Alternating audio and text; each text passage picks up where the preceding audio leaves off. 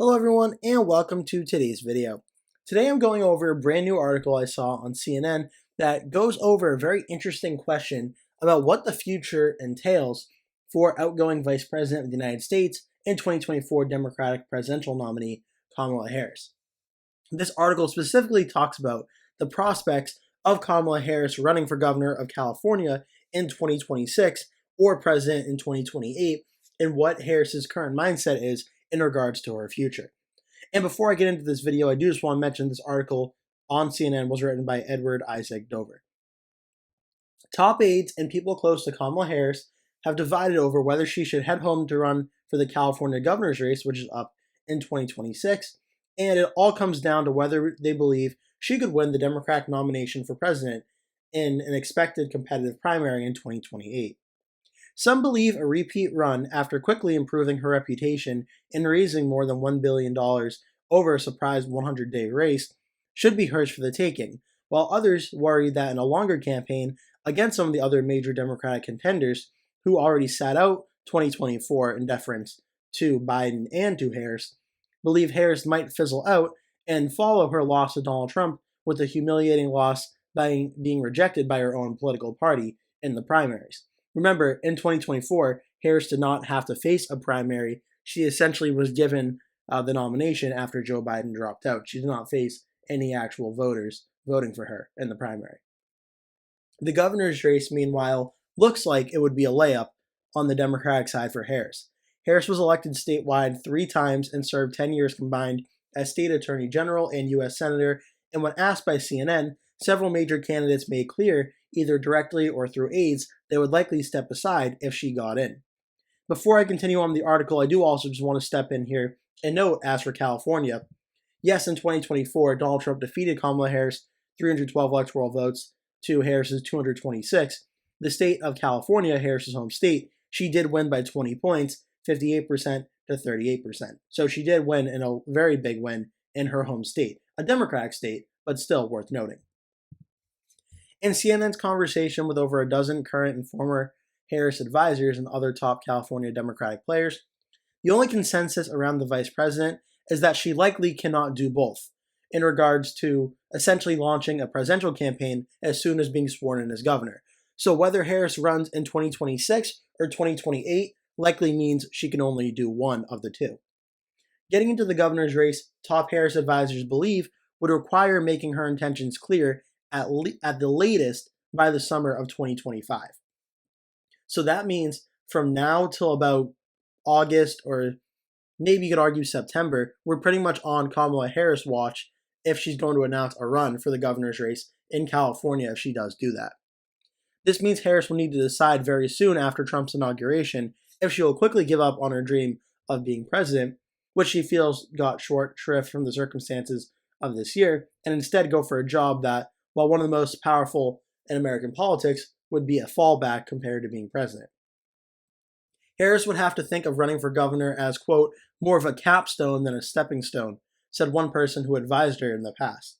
If you're thinking of running for president in 2028, the worst thing you can do is run for governor in 2026. Another person close to Harris told CNN the gamble of skipping the governor's race is worth the potential payoff. Running for governor would be a step down and would interfere with her ability to run for president again, a person said. I don't know if she's going to run for president again, but a shot at running for president again is worth giving up running for governor. Now, this is the round that I've seen on social media that's been getting the most attention, is this quote, the not going quietly into the night quote. Several people who have spoken with the vice president directly told CNN that she remains undecided herself, unsure how to channel feelings she has, for now, worked into stock lines like, quote, you haven't seen the last of me, and I'm not going quietly into the night, repeated to supporters who ask her what's next. More than one person has noticed she has not shut down the conversation when the topic of running for governor has come up. In the meantime, Harris has kept a noticeably low profile, appearing in just a handful of public events since her concession speech.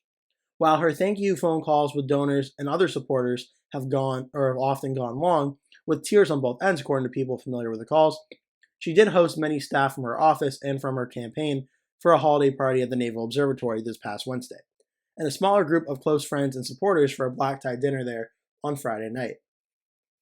On Tuesday, Harris will deliver a speech in Washington, D.C., suburbs to high school and college students. This is going to be, at the time this video comes out, about going to be from last week, as well as recent graduates and apprentices. A White House official in the announcement said it will be a continuation of her broader, future-focused leadership, but those remarks will be a more generalized message about their engagement than any tip to her own plans. Harris, and those who are most committed to her, do not want Trump to have written her end for her, and for her last major official act ever to be presiding over the certification of his Electoral College win on the 4-year anniversary of January 6th. Some people note that there's also option C for Harris, which is just plainly being done with politics, inking a book deal and running some kind of organization that lets her stay involved without ever hitting the trail again. This would be more in the Hillary Clinton realm of what happened for Hillary after the 2016 election. But when questions swirled in the weeks after the election about Harris's presidential campaign possibly being left with debt, one break-glass option that was closest to her definitively ruled out was selling the list of emails and contacts compiled by the campaign. She would need that if when she decides what campaign is next, and as part of those same people are frustrated that the campaign continues to send out fundraising emails, worrying this is leading to donors and supporters whom she'll eventually need to unsubscribe or sour on her. Getting into the historical parallels and defying history side of things, the only person to win the White House on a second try as the party's nominee was Richard Nixon, who was another California senator turned vice president who first tried retrenching with a gubernatorial run and lost. A historical parallel that has been on the minds of people at the top level of California politics. Then again, Trump is the only other president to return to office after a loss since Grover Cleveland over 100 years ago. For another presidential run, Harris would have to be hoping for the kind of Trump buyer's remorse that right now only exists in Democratic fantasies. And, should it come, that it doesn't curdle into resentment toward her for losing the campaign that made his comeback possible. That is a very, very good point. Right now, so far, after the 2024 election, it seems on the Democratic side, a lot of Democrats have been very forgiving for Kamala Harris and that still really highly support her. That wasn't really the case with Hillary Clinton after 2016 or Al Gore after 2000 or John Kerry after 2004. So it's possible that support for Harris does kind of waver in the coming few years. That is something in a prior video I did a few weeks ago. I did mention the possibility of that happening, but that is a very interesting point. She would have to convince a wide array of party leaders who have temporarily shelved their skepticism about her after Biden dropped out, but are now privately cold to the idea of another run.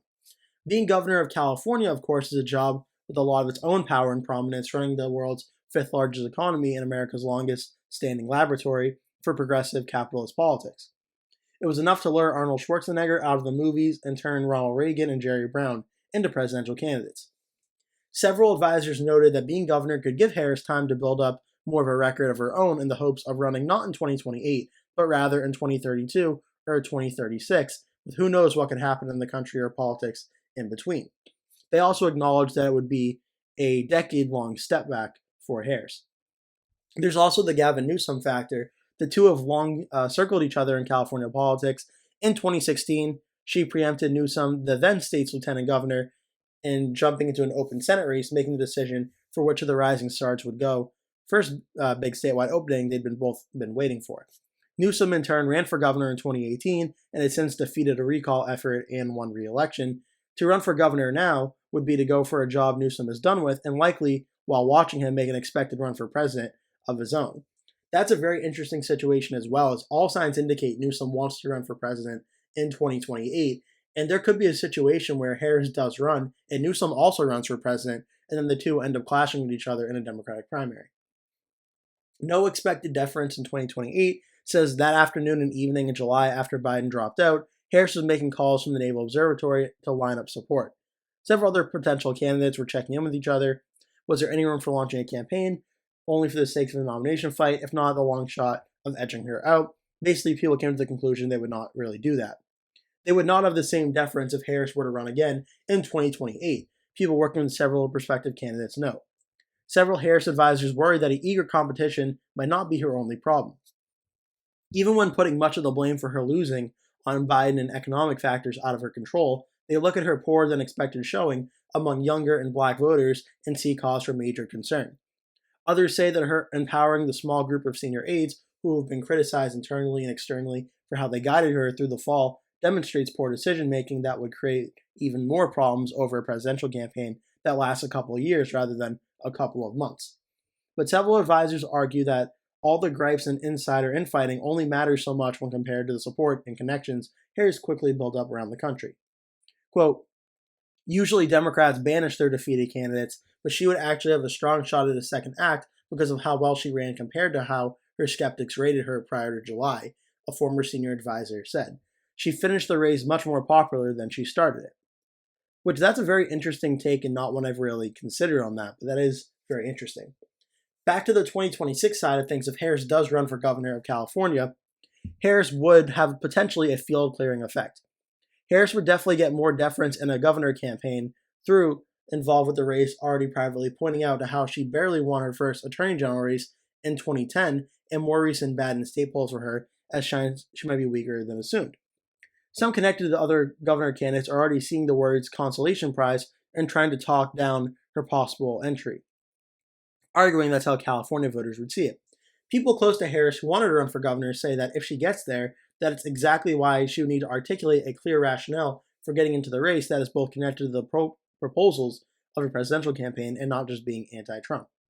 Outgoing Representative Katie Porter, who lost her run for the Senate this year and has been sending around a poll showing her as the frontrunner in the governor field, predicted at a panel of the University of California, Irvine, at the beginning of December that Harris's entry would have a near field clearing effect, and California Lieutenant Governor Eleni Kounalakis, who has already launched her campaign for governor, intimidated as much in an interview with CNN as well, saying, "I'm a longtime friend and supporter of the vice president. If she decided to run for governor, I'm sure we would have a conversation first." California political insiders have already started speculation about a ripple effect from Harris's entry, wondering which candidate might shift to which other statewide race to make way for her. A person close to Antonio Villagroso pointed to the former Los Angeles mayor's strength in early polls and fundraising and said that while he had tremendous respect for Harris and her record, his focus is on the race and not about potential future candidates. The campaign for former California Assemblyman Tony Atkins did not return our request for comment. There's also Rick Russo, the billionaire developer who became a Democrat to make a run for Los Angeles mayor in 2022, could take advantage of California's top two system rather than party primaries to self-run a year-long run against Harris from the center. But there's also a readiness among some California Democrats for homecoming. Kamala Harris has a deep respect and affection in California and substance statewide experience to fix the problem in California with high rents and housing costs, homelessness, and crime, said Representative from California Ro Khanna. So a sometimes Harris skeptic who was looking at running for president himself in 2028 said, quote, she would be formidable if she chooses to run. Okay, so this article covers a lot of ground, and I did a lot of talking here, but the main points to take away from this is that Harris at this time seems to be strongly considering a run both for governor in 2026 or a run for president in 2028, likely not going to be able to do both. So we're going to find out probably in the next 6 months or so if Harris is going to be running for governor or for president. Because if Harris does not announce a run for governor in the next 6 or 7 months, that probably means she has her eyes on running for president and will likely be pursuing that path. And I do just want to show you really quick, I have done this video before, but I do just want to show you the 2028 presidential primaries right now on the Democratic side. There are a lot of potential candidates on the Democratic side that are likely eager to run. Excluding Kamala Harris, there's the governor of Kentucky, Andy Beshear, outgoing governor of North Carolina, Roy Cooper, though I think he's more mentioned as running for Senate in North Carolina, the governor of Maryland, Wes Moore, Governor Gavin Newsom of California, who's already been mentioned, Representative of New York, AOC, Representative Dean Phillips, who did run against Biden in 2024, Governor of Illinois, J.B. Pritzker, Governor of Pennsylvania, Josh Shapiro. He's certainly a very important name to monitor, as well as Governor Gretchen Whitmer. But with respect to all the candidates, there is something that is very significant here, which is to the national audience, you got to think of who do the American people really know? And with respect to a lot of these candidates, unless you're an avid follower of politics, most Americans probably don't know who a lot of these people are yet.